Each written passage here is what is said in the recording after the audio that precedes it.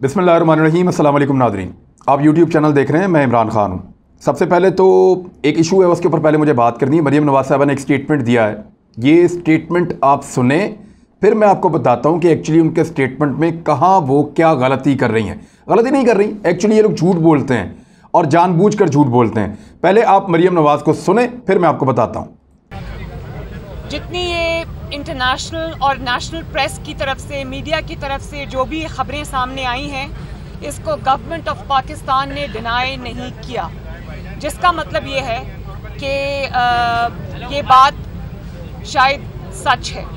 जो भी आपने डील की है, चाहे वो आपने अपनी गिरती हुई हुकूमत को बचाने के लिए की है या आपने किसी के आगे सरेंडर किया है मुल्क की सॉवरेनिटी पे, जिस तरह आपने कश्मीर इंडिया के हवाले कर दिया था। अगर आप इस तरह की कोई कमज़ोरी दिखाकर आए हैं तो पार्लियामेंट के ज़रिए कौम को बताएं कि आपने क्या ब्लंडर किया है।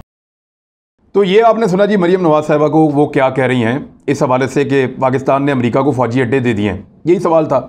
और इस पे वो ये क्लेम कर रही हैं कि पाकिस्तान ने अमेरिका को फ़ौजी अड्डे दे दिए हैं और पाकिस्तान ने इसको डिनाई नहीं किया कि इंटरनेशनल और नेशनल अखबारात के अंदर ये खबर छप चुकी है कि पाकिस्तान ने अमेरिका को अड्डे दे दिए हैं। सबसे पहले तो आप ये देखेंगे इंटरनेशनल और नेशनल अखबारात ने क्या लिखा। डॉन अखबार बड़ा क्लियरली ये कह रहा है कि पाकिस्तान ने अमेरिका को साफ इनकार किया कि हम अमेरिका को कोई अड्डे देने नहीं जा रहे। न्यूयॉर्क टाइम्स, जहाँ से पाकिस्तान के कुछ दानिश्वरों ने खबर उठाई, उसका पूरा पोस्टमार्टम हम एक वीडियो में कर चुके हैं, जिसमें हमने लिखा था कि पाकिस्तान ने अमेरिका को डू मोड कह दिया। आप वो वीडियो जाकर देख सकते हैं, उसका लिंक भी हम आपको शेयर कर देते हैं। अब ये जो न्यूयॉर्क टाइम्स ने लिखा, उन्होंने भी कहीं क्लेम नहीं किया कि पाकिस्तान ने अमेरिका को अड्डे दे दिए हैं। बैनुल अक़वामी सतह पे किसी भारतीय अखबार ने, किसी पाकिस्तानी अखबार ने, कौमी सतह पे या किसी यूरोपियन अखबार ने, अमरीकी अखबार ने, कहीं किसी ने ऐसा कुछ नहीं लिखा कि पाकिस्तान ने अमरीका को फ़ौजी अड्डे दे दिए हैं। सवाए कुछ अफ़गान मीडिया ने एक टाइम पे लिखा था, उसके बाद वो भी भाग गए और उन्होंने उसको परसू नहीं किया उसको बाद में, क्योंकि उनका आपको पता है कि वहाँ से जो खबरें आती हैं वो अफ़गान गवर्नमेंट उनको स्पॉन्सर करती है और अपनी ख्वाहिश के मुताबिक करती है। इसके ऊपर तालिबान का एक रद्दमल भी आया था, लेकिन उसमें पाकिस्तान का नहीं था। उनको पता था कि ये कहाँ कहाँ पे अमेरिका कोशिश कर रहा है। अमेरिका ने कोशिश की, ये सारे कह रहे हैं। अमेरिका बातचीत करना चाह रहा है, ये सारे कह रहे हैं। लेकिन पाकिस्तान इनकार कह रहा है, ये भी सारे कह रहे हैं। पाकिस्तान नहीं दे रहा, ये भी सारे कह रहे हैं। अब कुछ लोग ये कह रहे हैं कि पाकिस्तान ने साफ इनकार कर दिया, कोई गुंजाइश नहीं। कुछ लोग ये कह रहे हैं कि पाकिस्तान ने इनकार किया है, लेकिन इसके अंदर बातचीत हो सकती है अभी फर्दर। तो ये है, यानी किसी बैनुल अक़वामी या किसी पाकिस्तानी मीडिया ने ये क्लेम किया ही नहीं कि पाकिस्तान ने अमेरिका को फ़ौजी अड्डे दे दिए। तो मरीम नवाज़ साहिबा का पहला झूठ, ये करीब 30 सेकंड के स्टेटमेंट के अंदर इतने सारे झूठ। पहला झूठ तो आपको हमने ये पकड़ के दे दिया। अंसार अब्बासी साहब की स्टोरी है। अंसार अब्बासी साहब ने जंग में और इसमें द न्यूज़ में उनकी स्टोरी छपती है और उसमें अस्करी हवालों से उन्होंने बात की है, अस्करी ज़राए से उनकी बातचीत हुई और फिर उन्होंने ये खबर दी है। 3 चीज़ें अंसार अब्बासी साहब की स्टोरी के अंदर भी हैं। नंबर 1, अड्डे नामुमकिन है अमेरिका को देना। जिन फौजी ज़राए से उनकी बात हुई, उन्होंने क्लियर किया अंसार अब्बासी साहब को कि कोई अड्डे अमेरिका को नहीं मिल रहा है, नामुमकिन है। प्राइम मिनिस्टर ने साफ इनकार किया था, हमने भी आपको खबर दे दी थी। दूसरी चीज़, टॉप सिक्योरिटी जो दौरे होते हैं उनका बाज़ औक़ात ऐलान नहीं किया जाता। यानी ये सवाल पूछा था कि जो अमरीकी CIA चीफ आए थे, उनका एक दौरा था, वो अनअनाउंस्ड क्यों था, उसको अनाउंस क्यों नहीं किया गया। तो उस पर अस्करी ज़राए ने कहा कि बहुत सारे ऐसे दौरे होते हैं जो अनअनाउंस्ड होते हैं और अमेरिकन ऐसे दौरे करते हैं और इसमें अड्डों की कोई बात नहीं हुई। तीसरी खबर, उन्होंने कहा कि 2 परेशानियां हैं अमेरिका की। ये अस्करी ज़राए ने बताया है अंसार अब्बासी साहब को और इससे पहले हम भी रिपोर्ट कर चुके हैं आपको, लेकिन फिर भी आपको इसलिए बता रहे हैं कि जंग अखबार बहुत पसंदीदा है PMLN का, तो वहाँ से ज़रा खबर उनके लिए आ जाए। उसमें उन्होंने कहा 2 परेशानियां अमेरिका की। नंबर 1, महफूज इनखला की उनको यकीन दहानी चाहिए कि उनको यहाँ से निकाला जाए महफूज तरीके से। दूसरी, जब उनका इनखला मुकम्मल हो जाए तो वो एक कामयाब इनखला करार दिया जाए कि अफगानिस्तान के हालात को बेहतर करके अमेरिका यहाँ से निकला है, बेयारो मददगार छोड़ के नहीं निकला। पहले भी उन पर यह इल्ज़ाम है कि वो जंग का मलबा छोड़ के हर जगह से भाग जाते हैं तुम दबा के, लेकिन यहाँ पे वो ये चाहते हैं कि वो कामयाब इनखला भी हो और महफूज इनखला भी हो। अब मरीम नवाज़ का एक और क्लेम इसके अंदर आ गया, यानी आपको 2 झूठ पकड़ के दे दिए ना, तीसरा ले आओ। उन्होंने कहा कि हुकूमत ने डिनाई नहीं किया। तो चलें आपको हुकूमत का सिर्फ एक डिनाई सुनाते हैं। शाह महमूद कुरैशी साहब का स्टेटमेंट आप सुनिए, ये आपके सामने।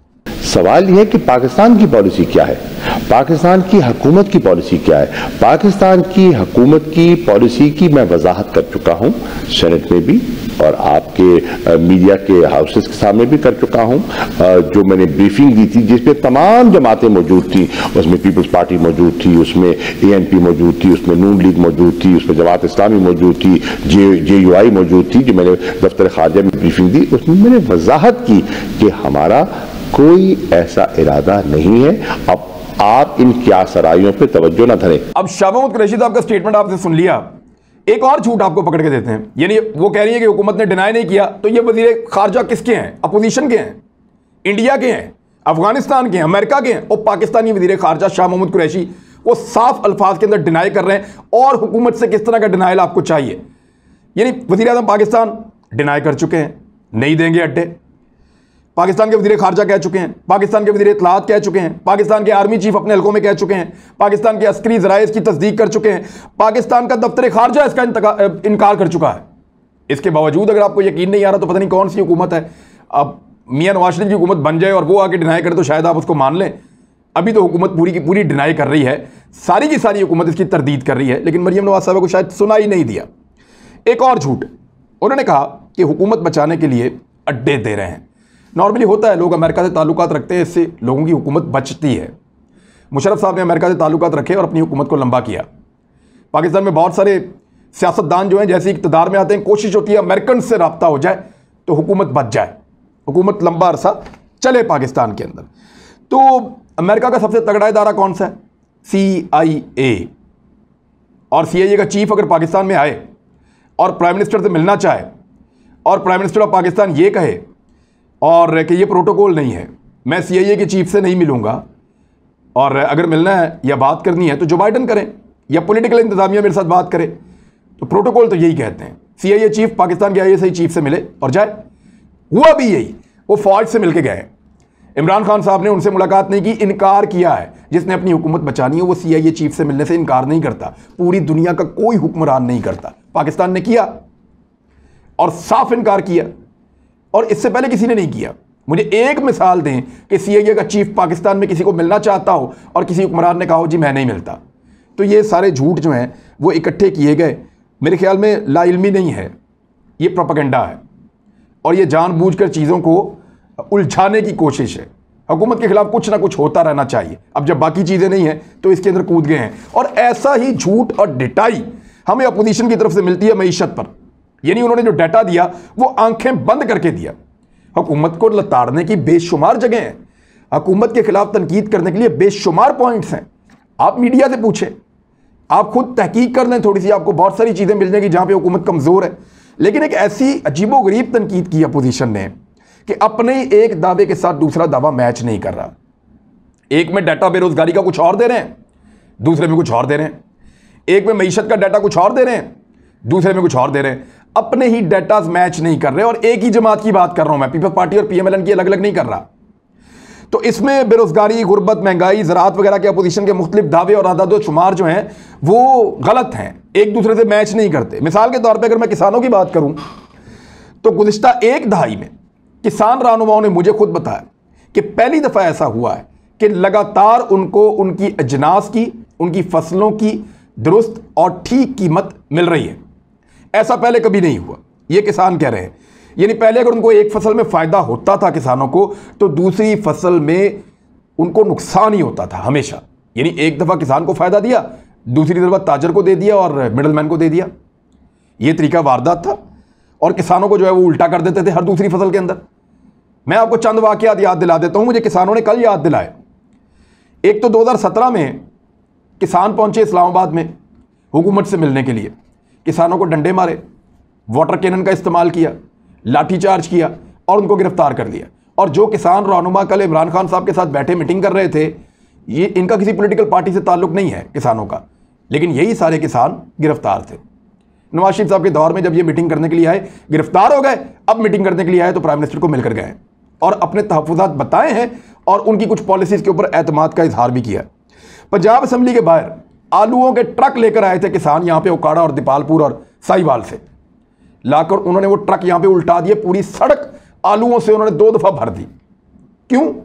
क्योंकि उनके आलू बिक नहीं रहे थे, कीमत ही नहीं मिल रही थी, खर्चा पूरा नहीं होता, उन्होंने ला के यहां फेंके, उन्होंने कहा ले जी ये पड़े आपके आलू, आपकी पॉलिसी का हम ये नतीजा भुगत रहे हैं और ये हमें सजा मिल रही है। तो उन्होंने लाके यहां पे आलूओं के ट्रक उल्टा दिए थे। जीटी रोड को किसानों ने कई दफा बंद किया मियां नवाज शरीफ साहब और शहबाज शरीफ साहब के दौर में। ये सारे लोग जानते हैं कि पीएमएलएन की हिमायत हमेशा ताजरों के साथ रही है, हमेशा मिडिलमैन के साथ रही है, किसानों के साथ नहीं रही। इसीलिए किसान हमेशा पीएमएलएन से खिंचा रहा और उसके बाद दूसरी ऑप्शन कोई नहीं थी पंजाब में। पीपल्स पार्टी को वो पसंद करते थे, लेकिन पीपल्स पार्टी को जरदारी साहब ने जो किया उसके बाद वो पीपल्स पार्टी से भी भाग गए। और अब किसान को एक दूसरी ऑप्शन मिली है पाकिस्तान तहरीक इंसाफ की सूरत में। तहरीक इंसाफ को 2018 के इंतखाबात में किसानों के वोट उतने ज़्यादा नहीं पड़े, ये हकीकत है। बहुत ज़्यादा दही इलाके और जो दूर दराज के इलाके जहाँ से किसान बहुत काम करते हैं, या जो सेंट्रल पंजाब है, यहाँ से पाकिस्तान तहरीक इंसाफ को उतने वोट नहीं पड़े। लेकिन इस मरतबा किसान को एक नया ऑप्शन मिला है और पाकिस्तान तहरीक इंसाफ ने किसानों के बहुत सारे वोट अपने बैंक में जमा कर लिए हैं। और ये सरप्राइज़ आपको अगले इंतखाबात में मिलेगा। आप देखेंगे कि किसानों का वोट इमरान खान साहब और पाकिस्तान तहरीक इंसाफ के लिए क्या करने जा रहा है। अब मैं आपको ये कहूँ कि किसानों ने इमरान खान साहब की बहुत तारीफ़ें की, कल मुलाकात में भी की हैं, बाद में मेरे प्रोग्राम में भी आए थे, वहाँ पर भी वो कह रहे थे। और उन्होंने कहा कि माजी में कभी ऐसा नहीं हुआ कि हमें इस तरह की इज्जत दी गई हो या इस तरह से हमारी इजनास की कीमतें हमें मिल रही हों, बल्कि एक फसल चलती थी दूसरी डूब जाती थी जानबूझकर, और किसान को जिंदा भी रहने देते थे और खुशहाल भी नहीं होने देते थे। अब हमें लगातार जो है वो खुशहाली मिल रही है। और परवेज़ मुशर्रफ साहब के दौर में ऐसा हुआ था, कुछ थोड़ा सा जरदारी साहब के दौर के अंदर किसान को रिलीफ मिला था। पीएमएलएन के दौर में तो 5 साल किसान ने धक्के खाए, सिर्फ 1 साल को छोड़ के 4 साल तो ठीक ठाक धक्के खाए किसान ने। और अब पाकिस्तान तहरीक इंसाफ के दौर में किसान को रिलीफ मिल रहा है इमरान खान साहब के उन इक़दामात से जो उन्होंने ज़बरदस्ती करवाए हैं। मिसाल के तौर पे इमरान खान साहब एक ऑर्डिनेंस लाए शुगर माफिया के खिलाफ, दोबारा उसको नाफिज किया और किसान को उसका हक दिलवाया, जिसके बाद बम्पर क्रॉप भी आई। लेकिन रातों रात उस्मान बुज़दार और उसकी पंजाब हुकूमत ने एक डाका मारा, एक काला कानून पास किया और उस कानून के तहत किसान से उनका सारा हक छीन कर शुगर माफिया को दे दिया। मजे की बात यह है कि ये जो काला कानून पास हुआ, इसके अंदर मुस्लिम लीग नून, मुस्लिम लीग काफ, पाकिस्तान पीपल्स पार्टी और पाकिस्तान तहरीक इंसाफ, ये तमाम शामिल थे। इन्होंने काला कानून पास किया और किसान का हक छीन कर वापस शुगर माफिया को दे दिया।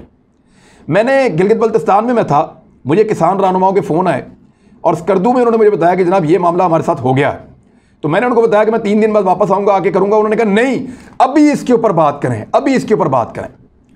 आपको याद होगा, मैं उसका लिंक अभी शेयर करता हूँ, आप देख सकते हैं कि जो डकैती मारी थी उस्मान बुज़दार ने और उसके साथियों ने यहाँ पे बाकी पॉलिटिकल पार्टीज़ के साथ मिलकर किसानों के हक पे, उस पर हमने वहाँ स्कर्दू से एक वीलॉग किया था। बड़ी ठंड थी वहाँ पे और वहाँ पे बैठ के मैंने एक वीलॉग किया था। वो वीलॉग जो है उसके बाद प्राइम मिनिस्टर ऑफ पाकिस्तान ने नोटिस लिया उस खबर के बाद, और इनको पंजाब वालों को पूछा कि ये तुमने क्या किया, रातों रात डकैती मार दी किसान के हक के ऊपर, मैं उनको उनका हक दिला रहा हूँ, तुम शुगर माफिया के साथ मिल गए हो। तो फिर दोबारा नया कानून पास किया गया और अब वो कानून आ रहा है जो किसान के फायदे के लिए है। लेकिन आपने एक चीज पे गौर किया, पंजाब में किसान के हक के ऊपर डकैती पड़ी, पंजाब के अंदर किसान से उसका हक छीन लिया उस्मान बुज़दार ने और उसकी हुकूमत ने। लेकिन उसका साथ कौन दे रहा है? हमजा शहबाज। उसका साथ कौन दे रहा है? चौधरी बरादरान। उसका साथ कौन दे रहा है? उसका साथ दे रही है पीपल्स पार्टी पंजाब की, जहांगीर तरीन, ये सारे उसका साथ दे रहे हैं उस्मान बुज़दार का 2 नंबरी के अंदर। यानी यहां तो ये मौका था कि मरियम नवाज, हमजा शहबाज, शहबाज शरीफ ये जीना हराम कर दें नवाज शरीफ साहब लंदन से बैठ के कि इमरान खान की पंजाब हुकूमत ने किसानों का हक मारा है, इन्होंने किसानों के साथ जुल्म किया, ज्यादती की है, लिहाजा हम इनके खिलाफ एहतजाज करेंगे। कोई एक सिंगल एहतजाज नहीं हुआ, सारे चुप करके बैठ गए, सबको सांप सूंघ गया, क्योंकि इन सब ने मिलकर डकैती मारी थी। तो शुगर माफिया, इनका रिश्ता ज्यादा गहरा है सियासी इख्तलाफात के बावजूद। सियासी इख्तलाफ अपनी जगह, लेकिन जब शुगर माफिया की बात आती है सारे इकट्ठे हो जाते हैं और सारे मिलकर कार्रवाई डालते हैं। तो ये काला कानून पास होने पर कोई नहीं बोला, उल्टा हमजा शहबाज साहब ने मेरी इतला के मुताबिक, और ये पक्की खबर दे रहा हूं कि कुछ किसानों को बुलाए और सियासी बुनियादों पर उनसे मुलाकात की और उनको कहा कि जाके शुगर मिल वालों के हक में प्रेस कॉन्फ्रेंस करो, और उन्होंने जाके की। यानी मैं वन लाइनर में आपको बोलूं तो मुल्क और मुल्क का किसान जाए भाड़ में, हमारी शुगर मिलें चलनी चाहिए और वो जिंदाबाद रहनी चाहिए, तो वो जिंदाबाद हैं। अच्छा, एक और चीज़ जो इमरान खान साहब ने की है इस बीच में, अभी क्योंकि बजट आ रहा है, बजट के ऊपर एक तफसीली मैं डॉक्यूमेंट्री करूँगा और उसमें आपको बताऊँगा कि वहाँ क्या पॉजिटिव है और क्या नेगेटिव है और पाकिस्तान के लिए कौन से मौके हैं। यहाँ पे अपोजिशन ने और सब ने ये कहा था कि या ज़िंदगी बचा लो या मईशत बचा लो, कोरोना आ गया। लेकिन आपके प्राइम मिनिस्टर ने अल्लाह ताला की मेहरबानी से, सबसे पहले अल्लाह की मेहरबानी, ज़िंदगी भी बचाई, कोरोना से भी बचाया और मईशत भी बचाई। और ये अब एक केस स्टडी है, दुनिया इसकी तारीफ़ कर रही है और आने वाले दिनों में दुनिया इसके ऊपर केस स्टडी करेगी, इस केस को लेगी कि कैसे एक आदमी ने एक ऐसे मुल्क के अंदर जहाँ पे इतना बड़ा हेल्थ सिस्टम भी नहीं था, लोगों को भी बचाया और मईशत को भी बचाया। और अब बजट जो है उसमें बहुत बड़ा धचका लगने वाला है अपोजिशन को आने वाले वक्त में, वो आपके सामने रखूँगा मैं तफसीलात अगले व्लॉग में। अपना ख्याल रखिएगा, अपने इस चैनल का भी। अल्लाह हाफ़िज़।